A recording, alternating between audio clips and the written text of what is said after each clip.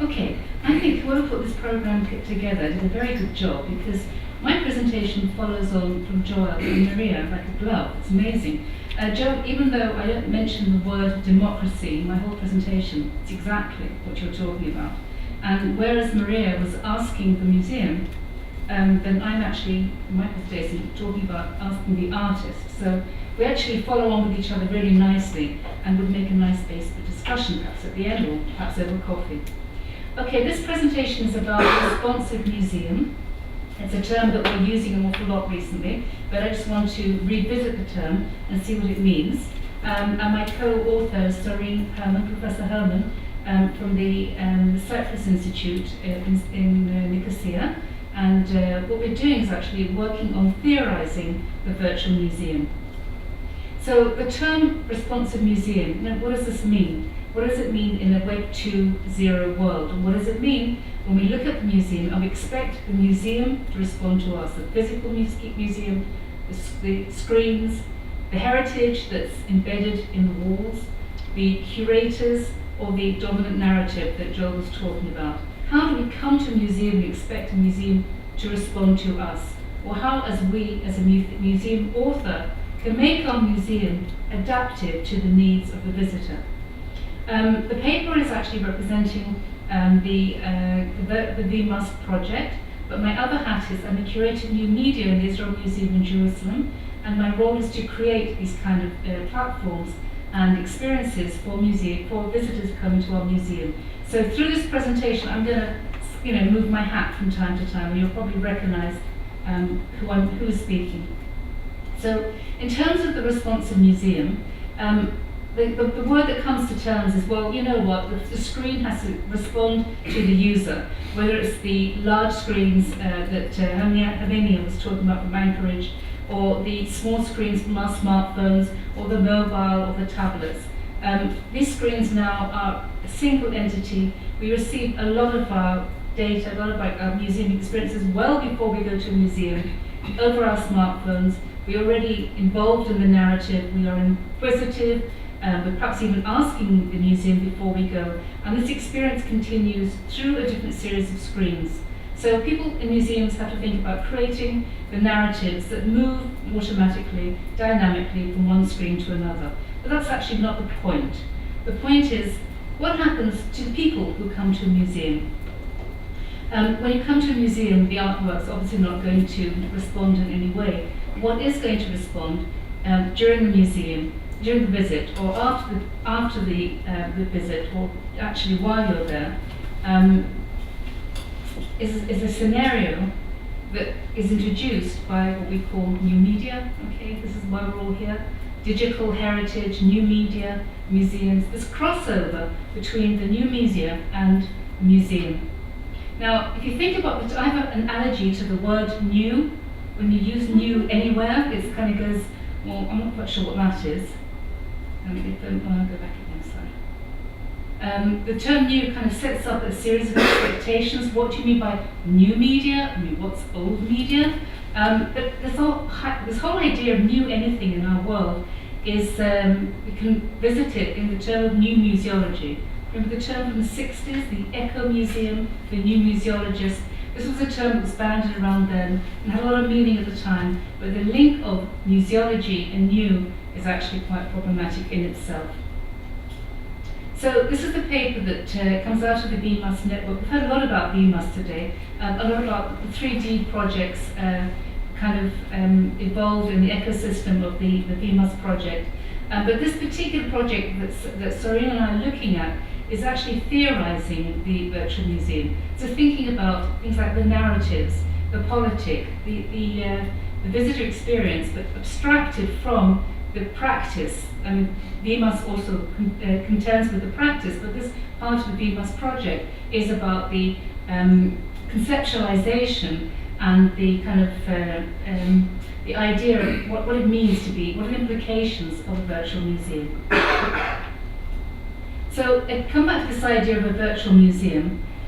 This is, I believe, that introducing new media into this kind of this question of what can be done to the dominant narrative of museum that Joel was talking about is opening up new opportunities for scenarios. But the question is, what do you do with these scenarios? A physical museum can't change its narrative very easily. The collections are fixed in time, in space, or very complicated to kind of bring into the museum, and the museum can't change the narrative sort of overnight. But through new media, you can have a different set of voices, a different set of interpretations, and it does give new opportunities to create new scenarios. So I'm going to present 3 case studies briefly to kind of talk about, just to anchor the ideas. The first one is the Smithsonian Museum that's just opened recently, the yoga, the art of transformation. And they did an amazing job of marketing their exhibition well before they even opened the exhibition. And I understand from Laureen, who I met for lunch today, that there are people online in the Smithsonian as we speak now watching this live presentation. So I'm going to be talking about your project, which I think is brilliant, by the way. And I'm going to take it back to my own museum and say, look what they did in the Smithsonian, we need to do the same. The second case study is the CMA collection wall.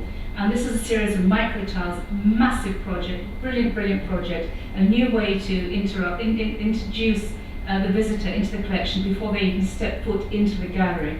So it's a lovely case study. And the third one, I couldn't resist this one. This is our own project in the museum. Ask Jack Lifshitz a question, and this is about interrogating the dead author, the dead artist, who I'll explain when I talk about this case study, an opportunity to actually talk to the artist himself through new media. So these 3 case studies are kind of showing you different ways of thinking about the responsive museum. So get back to this idea of new museology. No, don't do that. What's that? Okay, something's happening behind the scenes. New museology. People have been trying to remake the museum since the end of the 19th century, basically. The museum is so set in stone, it's almost impossible to move anything around a museum. So from time to time there have been kind of waves of great interest. And we actually heard about this from Mr. Gala, I think it was yesterday, but it seems like two or 3 weeks ago, one of the keynotes yesterday, about what happens in museums when you try to introduce different voices and a more democratic narrative. So the new museology blossomed in the 60s, blossomed in the 70s, and came back again in the 80s. And we're sort of looking at this now, yet again, in the what are we now? The 2000s and what are we? 20s, 220s? So what's our decade called? And it's all about re-terrorizing the museum, thinking about the space that's owned by community. And again, I really was very pleased that you were talking about it. That was marvellous, because it is about ownership. And obviously we cannot own the British Museum collection, for example, any collection in a museum, but you can own intellectually the collection if it's made accessible and it's made appropriate to your use. So new media can do this. It's obviously giving us a new sense of something is possible. It's opening up new introductions. But again, new term, new media, new, what on earth does that mean? Because new is very frightening. New, if you put anything on a website and say, new exhibition, new event, new anything on a website, and you forget in 2 or 3 days or weeks or months or years later, it's still there, that new thing that's tacked on the end. It has a very short shelf life. So I'm very allergic to the term new in any context. But it does have a use. And the point I want to make is it's not that new media is doing anything new in the museum, it's doing what the Eco Museum wanted to do. And I think it's explained beautifully by Eric Rogoff, who argues that the museum, and this is a bit complicated, but I'm going to read this now, but then again you can read this in the paper in the context, perhaps it's more easy to digest. But she talks about a complex amalgam of ideology, intentions, operating through strategies of pleasures and gratification. This sounds marvellous, but she's actually right. And it's equally the site of production of cultural identities. But also, while creating a cultural identity, it's very easy to create the sense of otherness. And museums do this really well. Not everybody feels when they come to a museum that this is their narrative. The narrative belongs to them. So the bottom side of that is is about who does create the narrative and the meta-narrative and who relates to it. And it's very easy to create paracultures and make cultures very exotic or alien. This is a little calculitic figure from our collection, 3,000 years old, I think he is. He's a very charming gentleman, he's very beautiful as an image. But what does it mean when you see a calculitic collection? How do you relate to that? In what ways are you seen as being exotic to the collection? Is the collection exotic to you?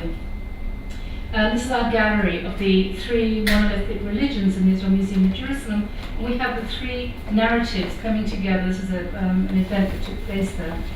Not everybody agrees or kind of relates to these narratives. They're presented as narratives, but does everybody in the museum contend with the same narrative? So people come to the museum with their own entrance, what Zahava Deren calls the entrance narrative. And if you come in with your own entrance narrative, you may or may not understand when you walk through this museum, or the Stockholm City Museum, do we understand, do we contend with this narrative that we visit this museum? So museums set up their own story, but is it necessarily the story that the visitor can relate to? Here again, we're revisiting this whole concept of the new museum and the Echo Museum, but we're doing so in the Web 2.0 environment. And here is wonderful Nina Simon and her Web 2, her blog and her beautiful book, and she has actually helped us get through this really difficult era on a regular basis through her blog and through her publications, and understanding how the Web 2 environment has changed the museum or the museum audience expectation. You no longer agree to be a passive visitor in the museum. You have something to say, you have a need, and you have an identity, and you want that voiced. And I think she's eased our way quite nicely in her writings over the last few years. Do you all know Nina? I'm sure you do, yeah. Go find her, she's great. But I'd like to quote here some of the historic kind of people who made the Eco Museum possible. George Henry Bouvier in 1978.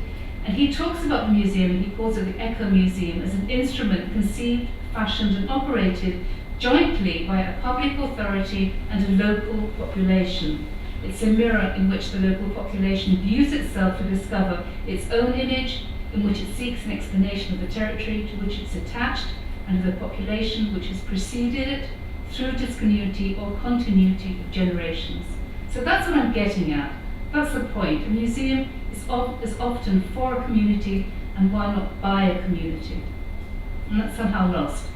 There's another quote here by Poulet. The Eco Museum spawned a distinctive conception of identity, according to which the preservation of culture was a kind of social responsibility. So this is the Web 2.0 world, but from the 1970s. And then there's an example of the Berber Museum in Marrakesh in Morocco. For James Clifford, who talked about, when this is from 1997, contact zones, moving into the gallery, the museum as such, the physical walls of the gallery of the museum encase collections. And he looks at these collections and he talks about moving through these collections as contact zones. And he would say that you reenact cultural relations within the same state, region or city, but, and this is a really important point, the distance at issue here are more social than geographic. For most inhabitants of a poor neighborhood, located perhaps just blocks or a short bus ride from a fine arts museum, the museum might as well be on another continent. So this alienation of some of the public, some of the representatives who may live very near to the museum, these are the kind of issues that can be revisited through new media. And I have to use that term, new media. I could say media, I suppose. You'd understand what I meant. So this contact zone has quality, and Clifford sees that the gallery is the ideal space for enacting these kind of conversations. And how is it public or communities is defined? What individual, group, vision or ideology it celebrates, and how it interprets as a phenomenon, presence, how long it remains in place, how rapidly it changes. All these are negotiable. As permanent as a physical museum is, a narrative, and here's the one thing I want you to take home from this conversation, narratives are negotiable. And I think that's hopefully where we can have a conversation over coffee. Okay, 2 or 3 case studies, briefly, because I think my time is nearly done. Okay, the first one is the Smithsonian's superb introduction, and I don't know if I'm going to visit it, but I'm so tempted to visit this exhibition because their call to action over the online, anyway, as I saw it, was absolutely tremendous. And it's not just embracing museum visitors, but it's embracing, in my opinion, it's embracing the entire yoga community. For those of you who does yoga here, yoga freaks, yeah? Okay, you have to go and see this exhibition by the sound of it. I definitely recommend it. Yoga, the Art of Transformation, the world's first exhibition of yoga art, the Museum in Tones. They say that we are honoured that so many people in the community have contacted the Free Cycle wanting to get involved. So how do they get there? How do they embrace their public? Before the museum even opened its gates, was through network promotion, and I take this marketing model back to my own museum and I say, hey, look what they've done, this is good stuff. So they distributed videos and slideshows, and they prepared a PDF, which is a printable poster, inviting people to print it out and hang it up in their own yoga studio, their local coffee shop or school or gathering places, so that the community could share a little of the magic of the world's first exhibition on yogic art at the Smithsonian. Great. And here are some other very tangible ways. There's some not just crowdsourcing, but funding and call to actions here. And I don't know if you can read it from where you're sitting, but in order to assist the museum to trace yoga's central tenets and profound meanings over 2,000 years, the museum launched their crowdfunding campaign aimed at the yoga crowd to donate now to enrich their understanding of yoga and Indian culture. For a mere $25, people could support Serenity. For $65, you can help create tranquil galleries. And the power of donation of $65 brings yoga classes to the museum, and this carries on up to 1,000, a flight which promises to transport yoginis across the world to the Smithsonian with the different seminars, conferences, events that are planned over the next few months to go with the exhibition. So this is a wonderful way to go beyond the traditional embrace of the museum audience, which tends to be kind of pretty finite, and extend out into the world of yoga interested people. I think it's really well done. And here's the scale of the different ways you can donate. The collection wall in Gallery 1 in the Cleveland Museum of Art has a space here. I think it's absolutely tremendous. I think it's a wonderful introduction to the exhibition. It's 13,000 square. It sits in a 13,000 square foot atrium. It opened January the 21st, Gallery 1, and there are 3,800 works of art on display. And you can interact with it in a very individual way or in a group, and get a sense of what you're going to be introduced to once you get past that first gallery. And just one other thing, you can bring in your own device. You know the term boyoids? Boyoids? Is bring your own device. You can actually interact with your own iPad or your smartphone or whatever it is by sitting in a docket there and downloading the little kind of applications that they offer out. And the display changes every 40 seconds, and the works kind of adapt themselves to theme and type, and there's some 32 curated views of the collection. Again, it's not something I've seen, but something I really would like to see. I think it's a wonderful introduction to the museum. So you're really invited there as well. And just to finish off, this is our own case study. This is another way of making the material, the content, the rich content that we have in our collection available to visitors even before they come to the museum. And this is a project we did. It's called Ask Jack Lipschitz a Question, and it's an entire kind of platform that allows you to talk to the artist. Now, Jack Lipschitz died about 20 years ago, but beforehand he actually sat with Bruce, I can't remember his name now, Bruce something or other, who was a CNN interviewer, and they interviewed him for 600 hours, and we have this on videotape. So we took all the videotape and annotated it all, and produced it, and set up this platform. So either by through his career, asking focused questions, or free text, or 3D tag test, you can pick up a term and you can actually speak to the artist. Whoops! Oh, it works. Goodness. No, it doesn't. Okay. Well, I'll just do this with the screenshots then. It does work. Nasta? Nasta. Oh, okay. Oh, no. Okay, this is the project online, but I think I'm going to go back to the screenshots. So I don't have much time. Okay, so you can ask through free text or 3D tag cloud, and what you get is a little segment that's been tagged and annotated with the term that you've searched on. It's really spooky, because it means you go in and you actually sit at this kind of environment, or online. We have this in the gallery in English and Hebrew, and it's available online, so anybody can interrogate Jack Lifshitz at any time of the day and night, whenever they want, and ask about his artistic and personal career. And what you get back is a little clip that you can watch either in sequence, you can go from one to the next, or you can just stay on that term that you've searched on. It's very magical. It's actually a little bit spooky, but we're very happy with this and get great responses from it. So this is something that enables our visitors to interrogate collections without anybody's interpretation. They can spend, I mean, we look at the stats here, people spend hours or many minutes in kind of getting used to having this conversation with Jack Lifshitz, and it's a marvelous opportunity to offer our visitors a way to interpret the museum without a human interpreter or without the wall text or the usual paraphernalia of any museum. So this is our third case study. I just wanted to kind of finish off this one idea that the virtual museum, which is this item, this object that we're researching, can digitally materialize almost anything. It's like you have a set of cards, you know, when you play a game, you grab out the cards. At the end of the game, you restack the cards and you start again. So a virtual museum can restack the cards and digitally materialize almost anything or everything. It's up to the digital curator, who is a hybrid. This is Sorian Zanai's idea of the digital curator, a hybrid between a dreamer, a social scientist, an art historian, and a computer expert. So probably many of you in the audience will identify with that. To allow us to explore and fully benefit from the new social, cognitive, and cultural spaces.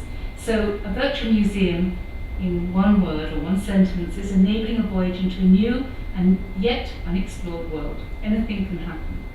So let me just leave it at that idea. Anything can happen. Thank you.